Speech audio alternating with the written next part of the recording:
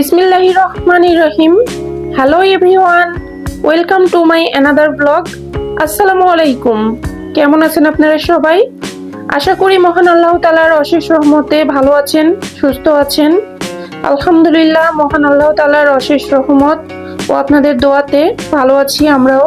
তো আজকের ভিডিওটি আমি শুরু করেছি বিকাল থেকে। আপনারা দেখে বুঝতেই পারছেন যে এটা বিকেল বেলার দৃশ্য, আর কোথাও একটা গিয়েছি। তো আপনারা কি ধরতে পারছেন এটা কোথায়? বাংলার বুকে বয়ে চলা এক বিশাল শক্তিশালী নদীর নাম পদ্মা। এই নদী শুধু পানি নয়, বহন করে বাংলাদেশের ইতিহাস, আবেগ আর হাজারো জীবনের গল্প। তাই আজ চলুন ঘুরে আসি পদ্মা নদীর তীরে। তো এটি ছিল শুক্রবারের ভিডিও। শুক্রবার হলে আর কি বের হতে হয়। শুক্রবার মানেই ছুটির দিন, আপনারা জানেন। তো মেয়েদের স্কুল বন্ধ থাকে, দুই মেয়েরই আবদার যে শুক্রবার হলে বাবার ছুটি থাকে, সেই দিনটাতে আমরা সবাই বাইরে ঘুরবো। তো সেটার উপর ভিত্তি করে শুক্রবারের দিনটা আমরা ঘুরতে বের হব। দুপুরবেলা লাঞ্চ শেষ করেছি, বাট সে সময় চলে আসলো ঝুম বৃষ্টি। এখন বৃষ্টি হলে তো বাইরে যাওয়া সম্ভব না, সেই জন্য বেশ কিছুটা সময় আমরা অপেক্ষা করলাম। অপেক্ষার প্রহর মেয়েরা গুনছে আর বলছে, বৃষ্টি তুমি থেমে যাও, বৃষ্টি তুমি থেমে যাও। তো যাই হোক, অবশেষে বৃষ্টি থেমে গিয়েছে। তারপরে তো আমরা চলে এসেছি রাজশাহী পদ্মার পাড় টি বাঁধে। তো আপনারা দেখে বুঝতেই পারছেন আকাশের পরিস্থিতি। যদিও খুব একটা আকাশ পরিষ্কার তা কিন্তু না, এখনো অনেক আকাশের বিভিন্ন জায়গায় মেঘ রয়েছে, যে কোনো সময় বৃষ্টি আসতে পারে। তো তাই বলে কি আমরা ঘুরতে বের হব না? তাই কি হয় বলেন? তো মেয়েদের আবদার মিটাতেই হবে, বুঝতে পারছেন। তাই মেয়েদের নিয়ে চলে এসেছি পদ্মার পাড়ে। আর দেখেন সকলে মিলে, কেউ কিন্তু বাসায় নেই, যে যার মতো করে ঘুরতে বের হয়েছে। কেউ ফ্রেন্ড সার্কেলদের সঙ্গে, কেউ ফ্যামিলি নিয়ে, কেউ আর কি বলবো, যে যার মতো করে ঘুরতে বের হয়েছে। তো এই যে আকাশে ভীষণ মেঘ দেখাচ্ছে, বিভিন্ন জায়গায় মেঘের ঘনাঘটা দেখা যাচ্ছে। আর পদ্মা নদীতে দেখেন এরই মাঝে কতগুলো নৌকা ড্রাইভ করছে, যারা কিনা পদ্মার সৌন্দর্য উপভোগ করার জন্য যাচ্ছে। পদ্মা নদীর বুকে যখন চোখ রাখি, দেখি শুধু পানি নয়, দেখি মানুষের সাহস, আনন্দ আর প্রকৃতির সঙ্গে মিশে থাকার তীব্র ইচ্ছা। প্রবল স্রোতের মাঝেও ছোট ছোট নৌকা বেয়ে চলে মাঝিরা। কেউ ঘুরতে এসেছে পরিবার নিয়ে, আবার কেউ বা প্রিয়জনের হাত ধরে পদ্মার পানিতে ভাসছে। স্রোতের টানে কখনো নৌকা দুলে ওঠে, আর তাতেই শুরু হয় হাসি, চিৎকার আর মুগ্ধতার এক নতুন অধ্যায়। এই নদী যেন এক মা, কখনো রাগে ফুঁসে ওঠে, আবার কখনো সন্তানকে বুকে টেনে নেয়। পদ্মার মাঝে দাঁড়িয়ে থাকা মানুষগুলো সেই মায়ার সংস্পর্শই অনুভব করে।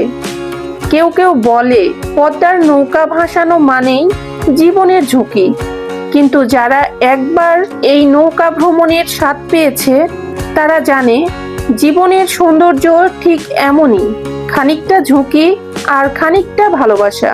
নৌকা ভেসে চলে স্রোতের সঙ্গে, মাঝে মাঝে একটু টাল খায়, কিন্তু সেই দোলনে যেন জীবনের গল্প বলা হয়। নদীর মাঝখানে দাঁড়িয়ে চারপাশে শুধু পানি আর সুবিশাল আকাশ, এক অসাধারণ নিস্তব্ধতা, যেন পৃথিবীর সব ক্লান্তি ভেসে গেছে পদ্মার স্রোতে। নৌকায় কেউ গুনগুনিয়ে গান গায়, কেউ ছবি তোলে, হাসি, আনন্দ আর পানিতে মিশে থাকা সেই মুহূর্ত যেন চিরস্থায়ী হয়ে ওঠে। পদ্মা নদী কেবল স্রোতের নদী নয়, এটা আমাদের আবেগের, ভালোবাসার নদী। বেশ অনেকটা সময় আমরা টি বাঁধে কাটালাম, তারপরে আই বাঁধে যাওয়ার জন্য রওনা দিয়েছি। তো সাথেই থাকেন, আমরা এরপরে আই বাঁধে ঘুরবো এবং আপনাদের সঙ্গে পুরোটা শেয়ার করব। প্লিজ ভিডিওটি স্কিপ করবেন না, স্কিপ করলে অনেক প্রাকৃতিক সৌন্দর্য দেখা থেকে বঞ্চিত হবেন। তো ভিডিওটি দেখতে দেখতে যারা এই পর্যায়ে চলে এসেছেন, হয়তো একটা লাইক দিতে ভুলে গিয়েছেন, তারা প্লিজ একটা লাইক দিয়ে শুরু থেকে শেষ পর্যন্ত ফুল ওয়াচ করবেন, অ্যাড সহ। আশা করি আপনাদের অনেকাংশে ভালো লাগবে। কারণ আজকের ভিডিওটি পুরোটাই আমার প্রাকৃতিক দৃশ্যে ভরা। আর যদি একটু বেশি ভালো লেগে যায় তাহলে আপনাদের ফ্রেন্ড সার্কেলদের সঙ্গে শেয়ার করবেন এবং অন্যকে দেখার সুযোগ করে দিবেন। আর যারা আমার চ্যানেলে নতুন তারা প্লিজ চ্যানেলটি সাবস্ক্রাইব করে নোটিফিকেশনের বেল বাটনটি অল করে রাখবেন। তো এই তো আমরা বাইকটা গ্যারেজে পার্ক করলাম, পার্ক করে আর কি চলে যাচ্ছি আইবাদে। এই যে আইবাদের গেট, বাংলাদেশ পানি উন্নয়ন বোর্ড রাজশাহী 3 নাম্বার ব্রোয়েন আইবাদ, এখানে উপরে লেখাই আছে গেটে, আমি একটু এক ঝলক দেখিয়ে দিলাম। তো আজকে শুক্রবার হওয়ার কারণে বেশ গ্যাঞ্জাম। তো দেখতেই পাচ্ছেন কেউ যেন আর ঘরে বসে নেই, বাচ্চাদের নিয়ে ফ্যামিলিদের নিয়ে যেন ছুটে এসেছে প্রকৃতির কোলে। তো যেহেতু ছোট গেট দিয়ে ঢুকতে বেশ অসুবিধা হচ্ছে, সেই জন্য এখানে বড় আরেকটি গেট ছিল সেটা আর কি খুলে দিয়েছে। তো গেটটা খুলে দেওয়া মাত্র আমরা সেই গেট দিয়ে প্রবেশ করলাম। তো দেখেন গেট দিয়ে যাচ্ছি, তো চারিপাশে শুধু মানুষ আর মানুষ, কেউ ফ্যামিলি নিয়ে কেউ বন্ধু বান্ধব নিয়ে। তো এই যে এখানে আপনাদের না দেখালেই নয়, এখানে যারা মুসল্লি রয়েছে তারা নামাজের চিন্তা নেই। এখানে আইবাদের মসজিদ রয়েছে, মহিলাদের জন্য আলাদা জায়গা রয়েছে, পুরুষদের জন্য আলাদা জায়গা রয়েছে, আপনারা চাইলেই নামাজ আদায় করতে পারবেন। তারপরে দেখেন সামনে এগোতেই শুধু মানুষ আর মানুষ, মানে কি ইংরেজির যে অ্যালফাবেট রয়েছে আই আকৃতি, সেই আই আকৃতির মতো এই বাঁধটি। তো সামনে যাওয়ার আগে এখানে দেখি এখানে বক্সিং এর একটা ব্যাপার রয়েছে, তো আমার কাছে বেশ ইন্টারেস্টিং মনে হলো। তো আমি ভাবলাম যে আমার বন্ধুদের সঙ্গে কেন শেয়ার করব না। তো এই যে আপনারা দেখতেই পাচ্ছেন এখানে বেশ মানুষ আগ্রহী, অনেকেই আর কি টাকা দিয়ে এই পাঞ্চ করছে আর হচ্ছে নিজের বক্সিং এর আর কি নিজের এনার্জি কতটুকু সেটা আর কি পরীক্ষা করছে। তো এখানে অনেকেই আগ্রহী হচ্ছে, দেখেন একের পর এক মানুষ কিন্তু আগ্রহী হচ্ছে। তো এখানে মেন ব্যাপার হচ্ছে প্রতি পাঞ্চ করবেন আপনার 20 টাকা নেবে, আর 999 উঠলে আপনি পরের পাঞ্চ করার জন্য ফ্রি পাবেন, ঠিক আছে। তো এইখানে দেখেন এই মুরব্বি বলতেছে আমি পাঞ্চ করব, বেশ আগ্রহী। তো মুরব্বি যখন পাঞ্চ করলো, মুরব্বির প্রায় 800 আপ হয়ে গিয়েছিল। তো মানে এতটা সারপ্রাইজড হয়েছি আমি যে 800 আপ হয়ে গিয়েছে, ভাবতে পারছেন এই বয়সে এসে তার এনার্জি লেভেল এতটা বেশি। উনি আগ্রহের সহিত উনি আরেকবার পাঞ্চ করলেন। তো যাই হোক আপনাদের একটু দেখিয়ে দিলাম, এরকমই এনার্জি আমাদের থাকা উচিত প্রত্যেকেরই। তো এই যে এখানে বেশ আংটি বিক্রেতা আংটি বিক্রি করছে, অনেকের আগ্রহী, রাস্তার পাশেই আর কি এই দোকানগুলো বসেছে, আপনাদের সুবিধার্থে আমি একটু দেখিয়ে দিলাম। আর এই যে এখানে যে আলুর চিপস গুলো বিক্রি করছে, আমার 2 মেয়ে বলছে আলুর চিপস গুলো খাবো, এর আগেও তারা খেয়েছে, বেশ মুখরোচক খাবার এবং মানে কি বলবো খুবই মজা লেগেছে। তো সেই জন্য আমরাও নিয়ে নিলাম, একটু খেয়ে নিলাম। আর শুক্রবার মানেই তো ঘোরাঘুরি, খাই দাই, হই হুল্লোড়, বুঝতেই পারছেন মেয়েদের নিয়ে বাইরে এসেছি টাইম কাটানোর জন্য। তো সেই সময়টা যেন প্রপার সময় কাটানো হয় এবং তার মাঝে যেন খাওয়া দাওয়াটা ঠিক থাকে, সেই লেভেলটা তো অবশ্যই ঠিক রাখতে হবে। তো এই যে অনেকে অনেক জিনিস খাচ্ছে, তো এইখানে আমি এসে আমার কাছে বেশ মুখরোচক খাবার মনে হয়েছে চিংড়ি মাছের এখানে যে চপটা বিক্রি করছে, তো এটা আমার কাছে খুব ভালো লেগেছে। তো এখানে চিংড়ি মাছের চপ রয়েছে, ডিম বার্গার রয়েছে, ডিম স্যান্ডউইচ রয়েছে, এছাড়া চিংড়ি মাছের আরো বেশ কিছু আইটেম রয়েছে। তো সেগুলো আমি পছন্দ করলাম না, আমার কাছে বেশ স্পেশাল মনে হলো চিংড়ি মাছের যে চপটা, এটা আমার কাছে বেশ ভালো লাগলো, সেজন্য আমি বললাম যে এটা আমি খাবো। তো ফার্স্টে আমি ট্রাই করার জন্য 2টা নিয়েছি, যদি ভালো লাগে তো নেক্সটে আমি আবার নিব, আর ভালো না লাগলে অকারণে নিয়ে তো নষ্ট করা ঠিক না।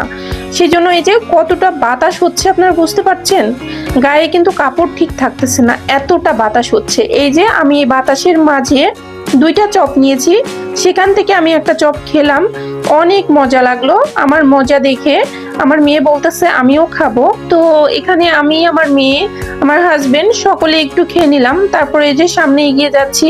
শুধু দেখেন মানুষ আর মানুষ, কি বলবো, পা ফেলার জায়গা নেই, সকলেই যেন প্রকৃতির কোলে মানে ঢলে পড়েছে, এরকমটা অবস্থা। তো এই যে ওই যে সামনে যেটা দেখতে পাচ্ছেন সেটা ছিল টি বাঁধ, হ্যাঁ সেখান থেকে আমরা এসেছি আই বাঁধে। এটা কিন্তু নৌকা করেও আসা যেত, তো যেহেতু পানির স্রোত রয়েছে, প্রচন্ড পরিমাণে বাতাস রয়েছে, তো বাচ্চাদের নিয়ে সেই রিস্কটা নেওয়া আমার কাছে টোটালি ভালো লাগলো না বা সেফ মনে হলো না। সেজন্য এই যে দেখেন এইখানে যে পানিটা ঘূর্ণায়ন করছে, মানে ঘূর্ণিপাক খাচ্ছে, এটা কতটা বিপজ্জনক। এখানে যদি কোনো কিছু পড়ে, ঘুরতে ঘুরতে ঘুরতে ঘুরতে এই অবস্থা খারাপ। তো আমার কাছে মোটেও সেফ মনে হয়নি। যদিও বা আমি সাঁতার জানি, কিন্তু তারপরেও এই স্রোতের মাঝে নিজেকে সার্ভাইভ করাটা সো ডিফিকাল্ট। আর আমার দুটো মেয়ে রয়েছে, এই জন্য আমি সেই রিস্ক নেইনি। আমি এবং আমার হাজবেন্ড বাইক করে আর কি আইবাদে এসেছি, মানে পদ্মা নদীর সৌন্দর্য উপভোগ করার জন্য। তো এখানে অনেকেই দেখেন একদম পদ্মার কিনারে গিয়ে ছবি উঠাচ্ছে, কেউ ভিডিও করছে, কেউ টিকটক করছে।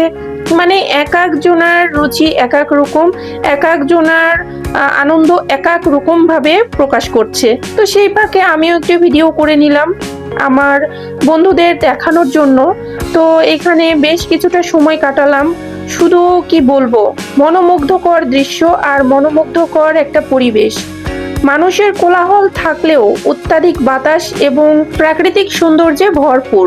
আইবাদের ধারে বসে থাকার অনুভূতি যেন এক কবিতা। একদিকে পদ্মার টলমলে পানি, অন্যদিকে সবুজ ঘাসে ঢাকা বাঁধের রাস্তাগুলো। এখানকার সৌন্দর্য কখনো পুরনো হয় না। পদ্মা নদীর বাতাসে এক অন্যরকম শান্তি আছে। চোখের সামনে যখন সূর্যটা ধীরে ধীরে নদীর মাঝে হারিয়ে যায়, তখন মনে হয় জীবন থমকে গেছে কিছুক্ষণের জন্য। সেই মুহূর্ত শুধু নিজেকে, প্রকৃতিকে আর পদ্মাকে অনুভব করা যায়। আর পেছনে সূর্যাস্ত, এমন দৃশ্য যেন পোস্টকার্ড থেকেও বেশি সুন্দর। শুধু সৌন্দর্য নয়, এখানে প্রতিদিন দেখা যায় মানুষের জীবনের গল্প। কেউ হাঁটতে আসে, কেউ প্রিয়জনের সঙ্গে সময় কাটাতে আসে, কেউ চুপচাপ নদীর দিকে তাকিয়ে থাকে। মনে মনে হয়তো পুরনো কোনো স্মৃতিতে হারিয়ে যায়। তো ভিডিওটির এ পর্যায়ে আপনারা বুঝতেই পারছেন যে সন্ধ্যা হয়ে গিয়েছে। আমরা পেয়ারা মাখানি খেলাম। তারপরে আমার মনে হয়েছে যে আমড়াটা বেশ স্পাইসি করে মাখিয়ে দিলে অনেক মজা লাগবে। সেজন্য আমি বললাম আমি আমড়া মাখানিও খাবো।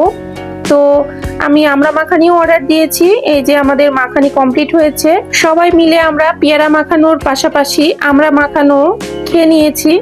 রাজশাহীর আইবাদে পা দিয়েই বুঝেছিলাম প্রকৃতি কখনো কখনো আপন মনে নেচে ওঠে। চারিদিকে প্রচন্ড বাতাস, গাছপালা যেন প্রাণ পেয়েছিল, দুলছিল, নাচছিল, মিশে যাচ্ছিল সেই বাতাসের স্রোতে। মানুষের কাপড়, ওড়না, এমনকি টুপি পর্যন্ত উড়ছিল বাতাসের জোরে। কিন্তু আশ্চর্যের কথা কি জানেন, কেউ কিন্তু বিরক্ত হয়নি। সবাই শুধু দাঁড়িয়েছিল এক মনে, এক দৃষ্টিতে, সেই প্রকৃতির খেলাটা উপভোগ করছিল। আমি চোখ বন্ধ করে একটু দাঁড়িয়েছিলাম। কানে এসেছিল শুধু হাওয়ার শব্দ, গাছের পাতার কাঁপুনি আর পদ্মা নদীর আলতো ঢেউ। মনে হয়েছিল আমি যেন কোনো গল্পের ভেতরে চলে এসেছি। সেই মুহূর্ত মনে হয়েছিল জীবনটাকে যদি একটু থামিয়ে প্রকৃতির স্পর্শ নেওয়ার জায়গা কোথাও থাকে, তবে সেটা হচ্ছে রাজশাহীর আইবাদ। আসলে আমি যদি না আসতাম, জানতেই পারতাম না বাতাসেরও একটা রং আছে, গন্ধ আছে, আর গভীর একটা শান্তি আছে। প্রকৃতির এই রূপ না দেখলে বিশ্বাসই করতাম না। তো এটাই ছিল আমার পদ্মার সফর। যেহেতু সন্ধ্যা হয়ে গিয়েছিল, সেজন্য আমরা বাসার দিকে রওনা দিলাম। তো আমার দাদা শ্বশুর ভীষণ অসুস্থ, হার্টের খুব ক্রিটিক্যাল কন্ডিশন। সেজন্য আর কি ন্যাশনাল হার্ট ফাউন্ডেশন এই হসপিটালে ভর্তি রয়েছে। 2-1 দিনের মধ্যে হয়তো ঢাকাতে শিফট করবে, আর সেখানে গিয়ে হয়তো হার্টে রিং পরানো লাগতে পারে। তো সবাই আমার দাদা শ্বশুরের জন্য মন ভরে দোয়া রাখবেন। মহান আল্লাহ তাআলা সবকিছুর মালিক, তিনি যেন আমার দাদা শ্বশুরকে সুস্থ করে দেন। তো ভিতরের ভিডিও আমি আর করলাম না, আজকে ভিডিওটি আমি এখানেই শেষ করতে চাচ্ছি। সবাই ভালো থাকবেন, সুস্থ থাকবেন। আর আমার ভিডিওটি যদি একটু হলেও আপনাদের ভালো লাগে, তাহলে লাইক, কমেন্ট এবং শেয়ার করবেন, অন্যকে দেখার সুযোগ করে দিবেন। আর যারা এখন পর্যন্ত একটা লাইক দিতে ভুলে গিয়েছেন, প্লিজ আমার কথা ভেবে একটা লাইক করে দিবেন। তো পরবর্তী ভিডিও দেখার আমন্ত্রণ রইল। আজকে ভিডিও এ পর্যন্তই। আল্লাহ হাফেজ, আসসালামু আলাইকুম।